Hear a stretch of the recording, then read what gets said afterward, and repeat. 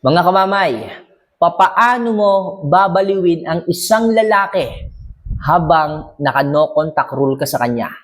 Kamamay, anong ibig sabihin mong papaano babaliwin? Ibig sabihin, hindi kanya matitiis. Lagi kanyang iisipin, lagi kanyang hahanapin. Yan ang ibig kong sabihin kung papaano mo siya babaliwin. Sa video ito, pag-usapan natin yung mga bagay na kailangan mong gawin upang ang isang lalaki hindi makatiis at talagang sumagad ang pagkabaliw niya sa iyo habang naka-no contact rule ka sa kanya. So mga kamamay, huwag natin ito masyadong patagalin. Ano ba yung unang tips na maaari kong i-share sa inyo? Huwag mong ipakita na sobrang namimiss mo na siya. Yes mga kamamay, kaya nga nag-no contact rule kayo eh. Para kayo ang hanapin ng isang lalaki. Para kayo ang kabaliwan ng isang lalaki. Isipin mo, paano kanya kababaliwan kung una pa lamang, umamin ka na kaagad na sobrang namimiss mo na siya. Eh, ikaw nga yung nag-no contact rule sa kanya eh. Pigilan mo ang sarili mo. Hanggat maaari, itiko mo ang bibig mo. Kahit sobrang miss na miss mo na siya, pigilan mo. Pigilan mo. Makakatulong yan sa iyo upang mas hanapin ka ng isang lalaki. Kung talagang magmamahalan kayo, kung talagang mahal ka ng isang lalaki, namimiss ka rin niya. Hayaan mo lang, lumipas ang araw. Ikaw yung nagsimula ng no contact rule eh. Kaya dapat ikaw yung mas matatag. Ikaw dapat yung mas matibay. Ikaw dapat yung mas nakakatiis. Ikaw dapat yung may paninindigan sa inyong dalawa. Kaya mga kamamay, hanggat maaari, wag mong sasabihin, ipakikita, ipopost o mararamdaman na sobrang namimiss mo na siya.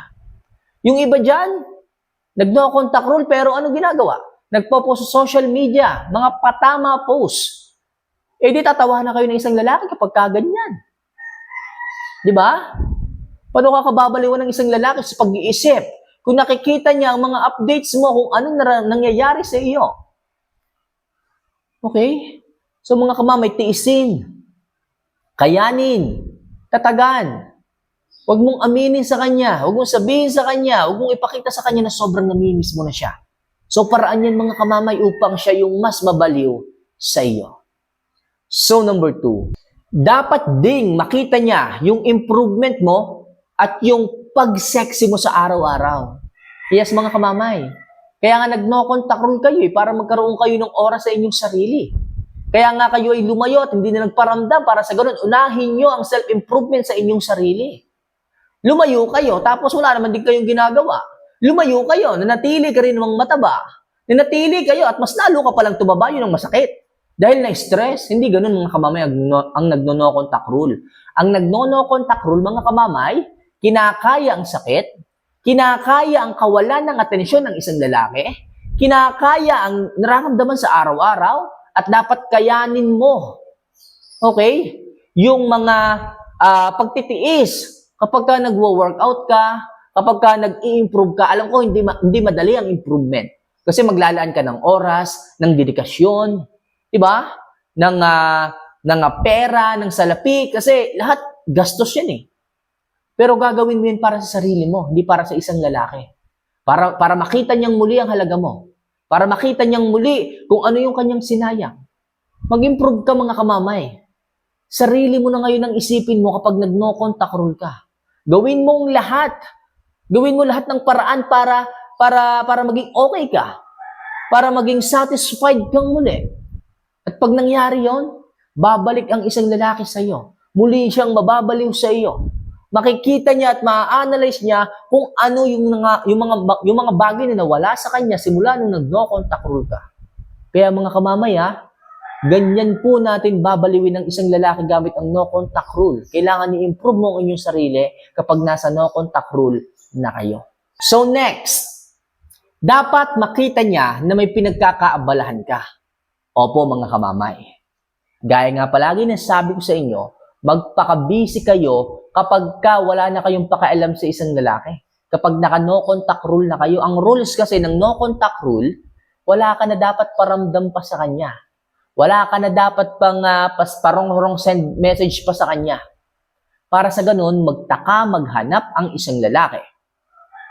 Magtanong, mag-search, mamiss ka, hanggang sa hindi ka na maalis sa kanyang isipan. Kaya hanggat maaari nga, mas maganda kung walang update sa iyo yung isang lalaki eh. Para isipin ka pa rin niya, para makita niya yung sarili niyang nakahang. Makita niya na po, pwede ka palang mang-iwan kapag ka hindi siya okay, kapag ka masyado na siyang abusado sa iyo.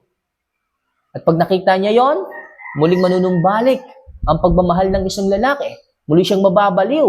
Pag nakita niya na hindi na pala sa kanya nakafocus ang attention mo dahil sa masyado ka ng abala sa mga negosyo mo, sa mga pinagkakakitaan mo, sa sarili mo, okay, nag-aaral ka, nagtatrabaho ka, malamang sa malamang mga kamamay, mababaliw ang isang lalaki na kung dati-rati sa kanya umiikot ang oras at panahon mo ngayon sa ibang mga bagay na.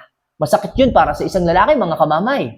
Masakit po yun. Lalo na kapag nasa long distance relationship kayo, masakit po yun sa isang lalaki, mga kamamay. Kaya mga kamamay, sinasabi ko palagi sa inyo, ipakita nyo po sa isang lalaki yung improvement ninyo at yung mga oras na dapat sa kanila napunta sa ibang bagay. Okay? Yung focus mo. At yun nga ay dahil sa kabisihan mo, dahil sa kaabalahan mo, makakatulong po yun upang mabaliw ang isang lalaki sa inyo.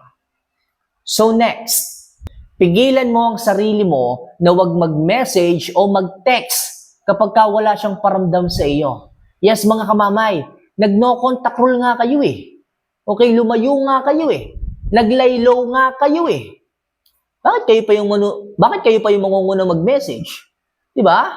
Kung emergency at nag-message, pwede kayong mag-reply. Kung emergency talaga, pero wag niyong uunahan ng isang lalaki na replyan. Okay? For example, alam mo nang may emergency, inunahan mo na. Wag ganun, mga kamamay. Hanggat maaari kung may emergency, yun lang ang replyan ninyo, pero wag na wag kayong mangunguna ng pag-reply. Okay? Kung sa tingin mo, nag-no contact rule ka dahil sa hindi mo na kayo nararamdaman, kaso may anak kayo na dapat bigyan mo ng sustento, so saka lang kayo mag-reply kapag ka ganon. Pero iiwasan ninyo na makikipag-chat-chat pa kayo na aabutin pa ng oras, wag na po, mga kamamay. Okay? So kapag ka nag-no contact rule kayo, limitado lang po ang inyong paramdam hanggat hindi siya nagpaparamdam. So mag-iisip yon. Kasi ang isang lalaki, dadalawang isip din mag-message yan eh. Tinitiis din niya kung ano yung nararamdaman niya. Pero darating ang panahon, mga kamamay, kung talagang siya yung mali, siya yung may kasalanan ng lahat, siya pa rin talaga yung magpa-first move. Okay? At wag mong hihintayin na ikaw yung gumawa ng paraan para makausap siya. So iisipin ng isang lalaki na naghahabol ka sa kanya. Hanggat maaari, hanggat hindi siya nagpaparamdam, hanggat hindi emergency, hayaan mo lang. Okay? Makakatulong yon para mabaliw ang isang lalaki. Mag-isip. Kasi nga minsan nga kasi, kahit emergency na, hindi pa siya magpaparamdam sa iyo eh. Kapag no choice na lang talaga, saka pa lang. So, iisipin ka ng iisipin, mababaliw sa iyo ang isang lalaki kapag kaganon, mga kamamay. So, huwag kang magparamdam kahit alam mo na ngayong araw mo ibibigay yung pera, huwag kang magpaparamdam, hayaan mo. Kung kaya niya mag-provide siya. Pero kung hindi niya kaya mag-provide at talagang magme-message siya sa iyo, huwag kang mangunguna. Hayaan mo siya mag-message sa iyo. Sa paraang ganyan, mga kamamay, mababaliw sa iyo ang isang lalaki. So, next, huwag kang magre-reply hanggat hindi siya nagsusorry. Okay? So, nag-no contact rule kayo dahil nga masyado ng toxic ang isang lalaki. Okay? Lumipas ng isang buwan at ngayon, matibay din ang isang lalaki. Hindi siya nagme-message. At ikaw naman, feeling mo hindi mo nakakayanin yung no contact rule sapagkat sobrang tagal talaga na umasa ka sa isang lalaki. Sobrang tagal talaga na talagang kasama mo siya. Mga kamamay, hanggat hindi siya nagsosorry, kahit tumagal pa yan ng isang taon, please, huwag kang magme-message. Huwag kang mag-chat-chat. Hanggat hindi siya nagsosorry. Kasi kasalanan niya yun eh. Kasi ang isang lalaki, pag hindi niya nagsorry, ibig sabihin, uulitin pa rin niya yung kanyang mga ginagawa. Kapag masyado kang marupok, kapag masyado kang malambot, hayaan mong mag-sorry. Hayaan mong humingi siya ng sincere na sorry sa iyo para pagsisihan niya yung mga kalokohan niya. Pagsisihan niya yung mga maling bagay na ginawa niya. Ang hirap kasi, mga kamamay, kapag hindi yan nag-sorry. Kapag naging okay na lang sa iyo ang lahat. Okay, kasi yung ibang mga kababaihan dyan, nung nag-chat yung lalaki, so sobrang kamisan, nakalimutan na yung sakit eh. Nakalimutan na yung kalokohan ng lalaki dahil mahal na mahal niya yung lalaki eh. Parang nakawala sa parang nakawala sa kwadra eh. So sobrang pagkamis. Pero mga kamamay, gayon pa man, wag na wag niyo pong ipapakita na sobrang na-miss niyo yung isang lalaki. Pakita nyo lang na willing nyo siyang patawarin, kaso hindi ganun kadali makuha yung tiwala mong muli. Hanggat hindi siya nagsosorry, huwag kang magparamdam. Hanggat hindi siya nagsisisi, huwag kang magparamdam. Pag nagkataon mga kamamay, madadala ang isang lalaki.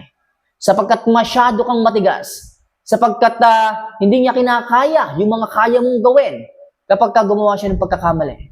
Tinuturuan lang natin ang leksyon ng isang lalaki, mga kamamay. Kaya mas maganda na talagang wag kang magre-reply hanggat hindi siya nagsusorry. And last, wag kang makakalimot na tumawag sa Panginoon. Yes, mga kamamay.